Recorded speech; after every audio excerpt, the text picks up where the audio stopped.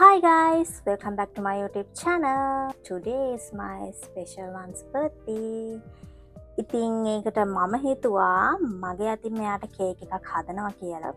ඉතින් මහලු කේක් එකක් නෙමෙයි. ඉතින් පූසොබව් ඉන්න ඔයාලටත් පුළුවන් මේ කේක් එක හදන්න try කරන්න. මොකද මම ගිය පාර මෙයාගේ බර්ත්ඩේ එකට අර තියෙන කැට් ෆුඩ් ඒක තමයි මම ගෙනහැල්ලා ඒක මෙහෙම නිකන් කේක් එක වගේ ගහලා එහෙම තමයි මම කේක් එක හැදුවේ.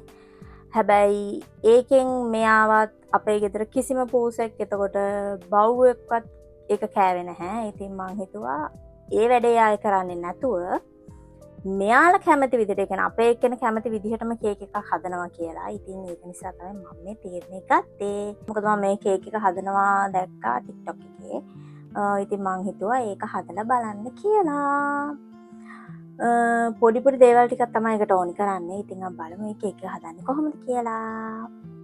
ඉතින් බර්ත්ඩේ ගර්ල් ඔයාලට පෙන්නන්නම් පස්සේ. මොකද ඔක්කොම මේ ඩෙකරේෂන් ඔක්කොම කරලා තියෙන්නේ. එයාගේ මේ පාර බර්ත්ඩේ එක මාරම ස්පෙෂල්. මොකද එයාට අවුරුදු 9ක් වෙනවා. ඉතින් ලොකු කාලයක්. හැබැයි ඉතින් අපිට එයා නිකන් ඊයේ පෙරේද අපේ ගෙදරට ආවා වගේ තමයි අපිට හිතෙන්නේ. අපි යන් දැන් කේක් එක හදන්න. මං හිතුවේ අපේ බර්ත්ඩේ ගර්ල් නිදාගෙන ඉන්නේ කියලා. මොකද මෙයා නිදි අතරේ තමයි මං කේක් එක හදන්න ගියේ. හැබැයි ඉතින් වැඩක් නැහැ. කොහොම හරි මෙයා නැගිටලා ඇවිල්ලා මෙයාගේ කේක් එක හදන්න මට හෙල්ප් කරන්න වෙන්නේ නැති. අනිවාර්යයෙන්ම මෙයා මේ නැගිටලා ඇවිල්ලා තියෙන්නේ ඒ කේක් එක හදන්න මෙයාගේ ෆේවරිට්ම එකකින්. ඉතින් ඒකේ සුවඳට තමයි මෙයා ඇවිල්ලා තියෙන්නේ. මොකද මං අම්මට කිව්වා ඒ ටිකේ කටු ටික අයින් කරලා මට තියන්න කියලා. දැන් අපි බලමු මොනවාද අවශ්‍ය කරන ද්‍රව්‍ය කියලා. ඉතින් මම අරගෙන තියෙනවා මියෝ එකේ ට්‍රීට්ස්. එතකොට මේ තියෙන්නේ මාළු. මම ගත්තේ ලින්න මාළු. මොකද අපේ කෙනාගේ ෆේවරිට්ම මාළු ජාතිය තමයි ලින්නා. ඊට පස්සේ ඩ්‍රයි කැට් ෆුඩ් ඕනි වෙන්නේ කේක් එකේ ඩෙකරේෂන් වැඩවලට. ඒත් එක්කම අපිට කප් එකක් ඕනි කරනවා කේක් එක ගහන්න. ඉතින් මෙයා එක්ක මං කිව්වනේ මෙයාගේ ෆේවරිට්ම එක කියලා. ඉතින් කේක් එක හදන්නත් ඉස්සෙල්ලා කේක් එකට ඕනි දේවල් මෙයා ටිකක් කෑවා. මොකද මෙයාගේ ෆේවරිට්ම එක නිසා. දැන් අපි බලමු අපේ කේක් එක කොහොමද හැදෙන්නේ කියලා. ඉතින් මුලින්ම මං කරන්නේ අර ලින්න මාළු ටික තියෙන්නේ. ඔන්න ආව බර්ත්ඩේ ගර්ලුත් මට හෙල්ප් කරන්න. මෙයා කොහොමත් අර වද දෙන පූසෙක් නෙමෙයි. මොකක් හරි වැඩක් කරනවා නම් මොකද අනිවාර්යෙන් මෙයා දන්නවා මෙයාට තමයි මොකක් හරි හදන්න කියලා. ඉතින් කේක් එක මං හදලා ඉවර වෙනකම් මේ ඩෙකරේෂන් ටික කරලා ඉවර වෙනකම් මෙයා බලාගෙන හිටියොත් වෙන්න වෙලා. ඉතින් ඔයාලට පුළුවන් එයාගේ ඇක්ෂන් උත් බල මම කේක් එක හදන එක බලන්න. ඉතින් මුලින්ම මං කරේ අර ලින්න මාළු ටික තියෙන්නේ. ඒ ටිකට හොඳට අර ට්‍රීට්ස් එකෙන් ටික ටික එකතු කර මේ මික්ස් කරා. මොකද මේ අර ලින්න මාළු තම්බලා තියෙන නිසා පොඩ්ඩක් එක ඩ්‍රයි වෙනවනේ. එතකොට කේක් එක වගේ ගහන්න බැරි වෙනවා අර කප් එකට දාලා. ඒක නිසා මම මේ අර ට්‍රීට්ස් ටික ටික එකතු කර තමයි ඒක තික් වෙන විදිහට හදාගත්තා අපේ මිශ්‍රණය. ඊට පස්සේ මම මේ කප් එකට දාලා ඒක හොඳට තද කරා. එතකොට තමයි අපිට අර පොඩිකාරය අර මේ වැලි වලින් අර කෝම් පිට්ටු හදන්නේ. අන්න ඒ විදිහට ගහන්න පුළුවන් කේක් එක. ඉතින් ඒක නිසා මම කරේ ඒ ඔක්කොම මාළු ටික දාලා හොඳට ඒකට තද කරගත්තා. ඊට පස්සේ අපේ පීරිසි අරගෙන, ඒ කියන්නේ කේක් එක ගහන පීරිසි අරගෙන ඒක මෙහෙම තියලා ලස්සනට කේක් එක ගැහුවා. ඔයාලට කියන්න මම හිතුවේවත් නැති විදිහට මාරම ලස්සනට ඒක ආවා. ඔන්න බලන්නකෝ.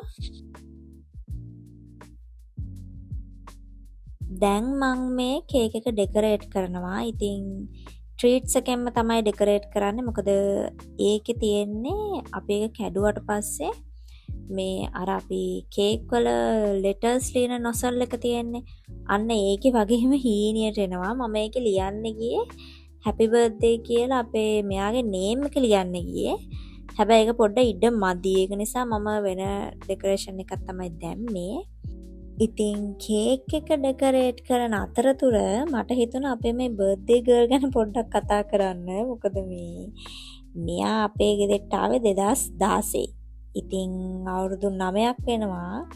මෙයා ගොඩාක් චූටි කාලේ තමයි අපේ ගෙදරට ආවේ.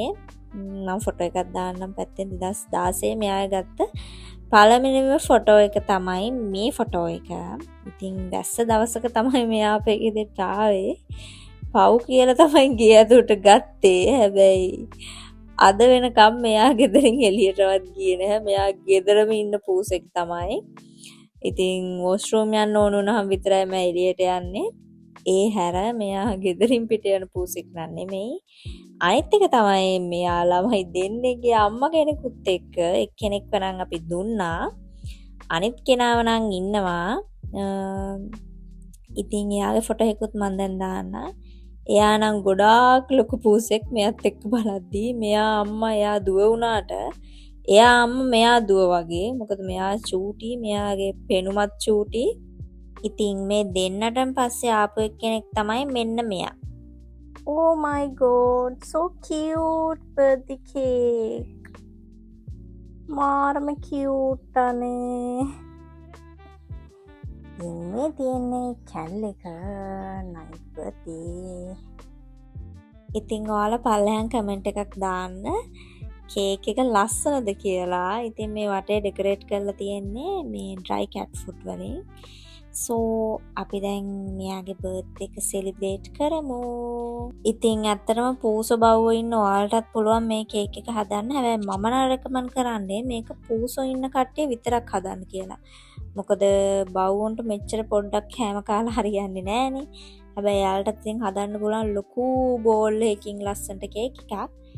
So මෙහෙම තමයි අපේ චූටිගේ 9th birthday එක celebrate කරේ. අපේ ගෙදර පූස 3 දෙනා එක බව්වා ඉන්නවා. ඉතින් එයාලගේ කතා කියන්න ගියොත් එහෙම මේ විදිහේ චූටි vlog එකකින් නම් කතා කියලා ඉවර කරන්න බෑ. ඒකට දිග vlog එකක් ගේන්න වෙනවා.